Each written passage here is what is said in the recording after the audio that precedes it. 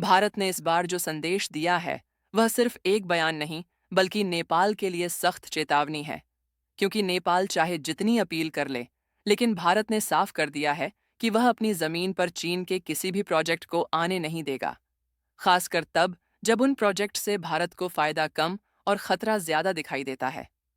नेपाल को लग रहा है कि अगर चीन का बीआरआई उसके जरिए भारत में घुस जाए, तो नेपाल को बड़ा फायदा होगा, लेकिन भारत इसे अपने लिए एक बड़ा जोखिम मान रहा है।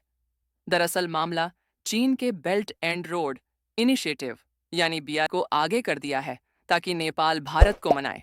लेकिन भारत का रुख एकदम साफ है। भारत बीआरआई को हरी झंडी देने वाला नहीं है। अब सवाल है कि चीन इतना जोर क्यों दे रहा है। असल में चीन चाहता है कि नेपाल को गेटवे बनाकर वह भारत के पूर्वोत्तर राज्यों तक पहुंच बनाए। अरुणाचल प्रदेश, असम, मणिपुर, मेघालय, मिजोरम, नागालैंड और त्रिपुरा तक उसकी आसानी से एंट्री हो जाए। ये वही स्ट्रिंग ऑफ पर्ल्स रणनीति है जिसके तहत चीन भारत को उसके ही पड़ोसी देशों के जरिए घेरने की कोशिश करता है। निवेश के नाम पर पहले पैसा लगाता है, फिर असर और दबाव बनाता है। चीन का असली प्लान ये है कि बीआरआई को एक एशियाई हाईवे जैसा नेटवर्क बनाया जाए, जहां तिब्बत से सड़क या रेल नेपाल के रास्ते सीधे बिहार या उत्तर प्रदेश तक पहुंच जाए। अगर ऐसा होता है तो चीन के लिए हिमालय इलाकों तक पहुंच आसान हो जाएगी और भारत के पूर्वोत्तर राज्यों में उसकी मौजूदगी भी बढ़ सकती है। संगीत, यही वजह है कि भारत इसे सिर्फ प्रोजेक्ट नहीं, बल्कि सुरक्षा का मामला मान रहा है। पूरी डेवलपमेंट क्या है, इस वीडियो में समझते हैं। लेकिन आगे बढ़ने से पहले इस वीडियो को लाइक करके हमारे चैनल छुपी दुनिया को सब्सक्राइब जरूर कर दीजिए। दरअसल चीन का बीआरआई प्रोजेक्ट एक तरीके का जाल होता है।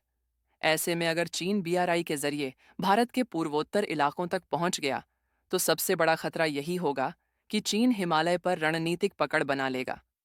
उसके बाद सेवन सिस्टर्स कहे जाने वाले राज्यों में घुसपैठ और दबाव दोनों बढ़ सकते हैं। चीन पहले ही तिब्बत में सैन्य और सड़क नेटवर्क मजबूत कर चुका है, ताकि दक्षिण एशिया पर किसी भी वक्त आर्थिक या सैन्य दबाव बनाया जा सके। ऐसे में भारत के लिए यह सिर्फ एक प्रोजेक्ट नहीं, बल्कि राष्ट्रीय सुरक्षा से जुड़ा मुद्दा है। नेपाल की स्थिति भी अब किसी से छिपी नहीं है। चीन ने नेपाल को $3 अरब से ज्यादा का कर्ज दे रखा है, जिसकी वजह से नेपाल पर चीन का प्रभाव बढ़ चुका है और वह वही कर रहा है जो चीन चाहता है। नेपाल को लगता है कि चीन के साथ खड़े होकर उसे आर्थिक फायदा मिलेगा, लेकिन सच ये है कि नेपाल धीरे धीरे उसी डेब्ट ट्रैप का हिस्सा बनता जा रहा है, जिससे श्रीलंका जैसे देश पहले ही बर्बाद हो चुके हैं। भारत शुरू से ही बीआरआई को एक डेड ट्रैप कहता आया है और उसका विरोध करता आया है। भारत ने साफ कह दिया है कि नेपाल चाहे तो अपने हिस्से में बीआरआई के प्रोजेक्ट चलाए, लेकिन भारत की जमीन पर कोई चीनी प्रोजेक्ट नहीं आएगा। ना कोई रोड, ना कोई हाईवे और ना ही कोई ट्रेन कॉरिडोर जो चीन को भारत के अंदर लाए। बीआरआई हो या चीन पाकिस्तान इकोनॉमिक कॉरिडोर, भारत दोनों का ही विरोध करता है, क्योंकि यह दोनों भारत की संप्रभुता को चोट पहुंचाते हैं। चीन पाकिस्तान इकोनॉमिक कॉरिडोर तो वैसे भी पीओके से होकर गुजरता है, जो भारत का हिस्सा है, और उस पर पाकिस्तान का अवैध कब्जा है। ऐसे में भारत कैसे किसी ऐसे प्रोजेक्ट का समर्थन कर सकता है जो उसके ही कब्जे वाले इलाकों को चीन के नाम पर और ज्यादा स्थायी बना दे। भारत ने यह बात कई बार दुनिया के सामने रखी है और अपने रुख पर आज भी कायम है। भारत का रुख इसलिए और ज्यादा सख्त है क्योंकि चीन सिर्फ सड़कों या रेल लाइनों के नाम पर निवेश नहीं करता, बल्कि उन जगहों को अपने सैन्य और खुफिया ढांचे के लिए इस्तेमाल भी करता है। श्रीलंका के हम्बनटोटा पोर्ट का उदाहरण सबके सामने है। चीन ने वहां भी विकास के नाम पर पैसा लगाया, और जब श्रीलंका कर्ज नहीं चुका पाया, तो बंदरगाह चीन के हाथ में 99 साल के लिए चला गया। यही तरीका नेपाल के साथ भी दोहराया जा सकता है, और भारत यह खतरा पहले ही समझ चुका है। वर्ल्ड बैंक की एक रिपोर्ट के अनुसार नेपाल का लगभग 23% बाहरी कर्ज सिर्फ चीन का है, और यह कर्ज लगातार बढ़ रहा है। अगर नेपाल ने और बीआरआई प्रोजेक्ट लिए, तो यह कर्ज 2027 तक 35% तक पहुंच सकता है। यानी नेपाल की अर्थव्यवस्था धीरे धीरे पूरी तरह चीन के कब्जे में जा सकती है।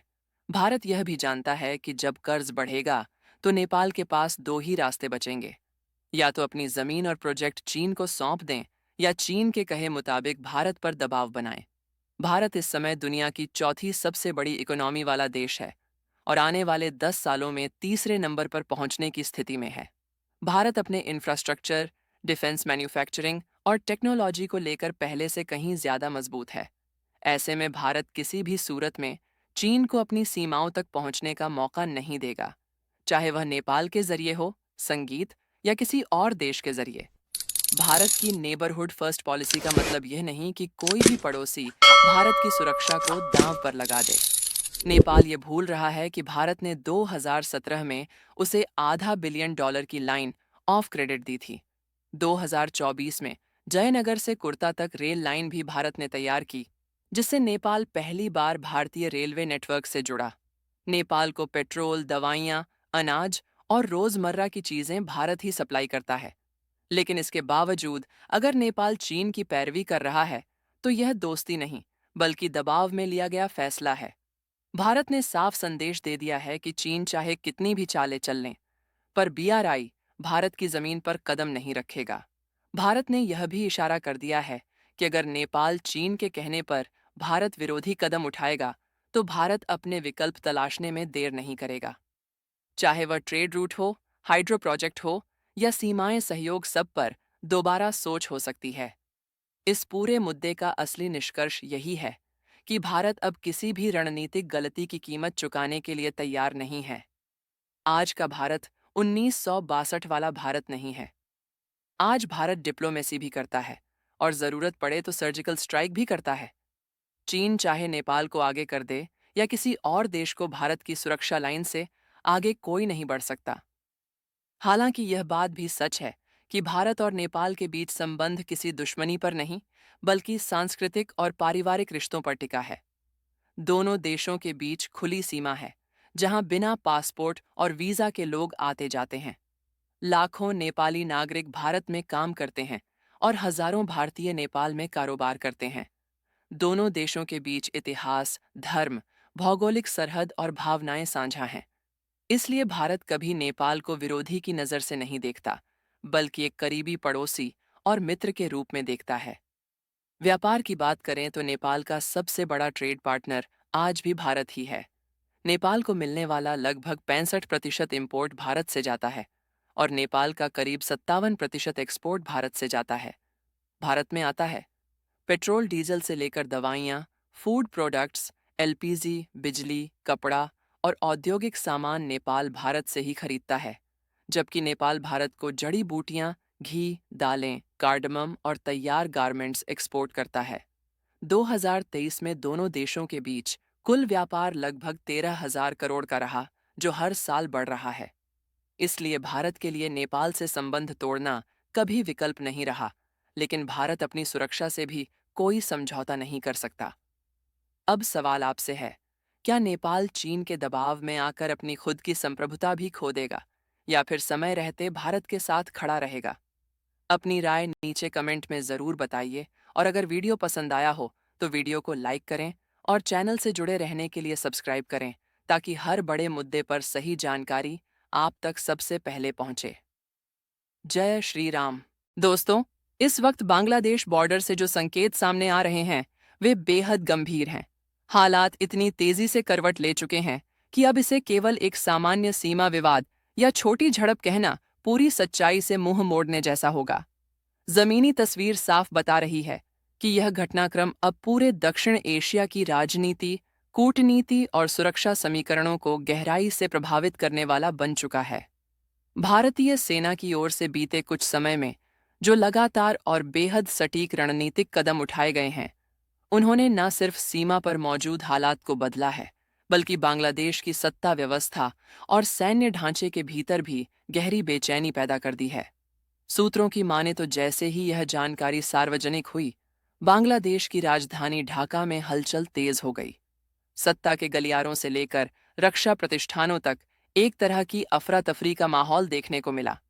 बताया जा रहा है कि हालात की गंभीरता को देखते हुए बांग्लादेश के शीर्ष नेतृत्व ने बिना वक्त गवाए तीनों सेनाओं, थल सेना, नौसेना और वायुसेना के प्रमुखों के साथ एक आपातकालीन उच्च स्तरीय बैठक बुलाई। इस बैठक में सिर्फ मौजूदा हालात की समीक्षा नहीं की गई, बल्कि आने वाले दिनों की रणनीति पर भी गहन चर्चा हुई। वजह साफ थी, भारत की तरफ से उठाया गया यह कदम किसी सामान्य चेतावनी या कूटनीतिक बयान तक सीमित नहीं था। दोस्तों, अब भारत बहुत आगे जा रहा है और अब किसी के सामने झुकेगा नहीं। तो इसके खुशी में इस वीडियो को एक लाइक करके चैनल को सब्सक्राइब कर ले। छुपी दुनिया को यह एक स्पष्ट और मजबूत सामरिक संदेश था, एक ऐसा संदेश जिसने यह संकेत दे दिया कि अब धैर्य की सीमा पूरी हो चुकी है और आगे की किसी भी हरकत का जवाब पहले से कहीं ज्यादा निर्णायक हो सकता है। यही कारण है कि इस घटनाक्रम को सिर्फ सीमा तक सीमित मानना एक बड़ी भूल होगी। लेकिन दोस्तों, कहानी यहीं खत्म नहीं होती। असली खुलासे तो अब सामने आने वाले हैं। जो जानकारियां धीरे धीरे बाहर आ रही हैं, वे सिर्फ चौंकाने वाली नहीं हैं, बल्कि वे आपकी अब तक बनी हुई सोच और समझ को भी पूरी तरह बदल सकती हैं। कई ऐसी परतें हैं जिन्हें अब तक सार्वजनिक मंचों पर खुलकर नहीं बताया गया है, और यही वजह है कि अगर आप चाहते हैं देश की सुरक्षा, राजनीति और सीमाओं से जुड़ी सच्ची, गहराई से जांची हुई और बिना काट छांट की खबरें जो आपको आम न्यूज़ चैनलों पर शायद देखने को न मिले, तो अभी इसी वक्त हमारे चैनल को सब्सक्राइब कर लीजिए। दोस्तों, बांग्लादेश बॉर्डर पर इस वक्त हालात बेहद तेजी से बदल चुके हैं और जो तस्वीर अब उभर कर सामने आ रही है वह सिर्फ एक सीमा ही झड़प नहीं, बल्कि पूरे दक्षिण एशिया की राजनीति और सुरक्षा संतुलन को हिला देने वाला घटनाक्रम बन चुकी है। भारतीय सेना की तरफ से लगातार एक के बाद एक बड़े और सटीक एक्शन ने बांग्लादेश की सत्ता से लेकर सैन्य मुख्यालय तक खलबली मचा दी है। जैसे ही यह खबर सामने आई, राजधानी ढाका में हड़कंप मच गया और सत्ता के गलियारों में अफरा तफरी का माहौल बन गया।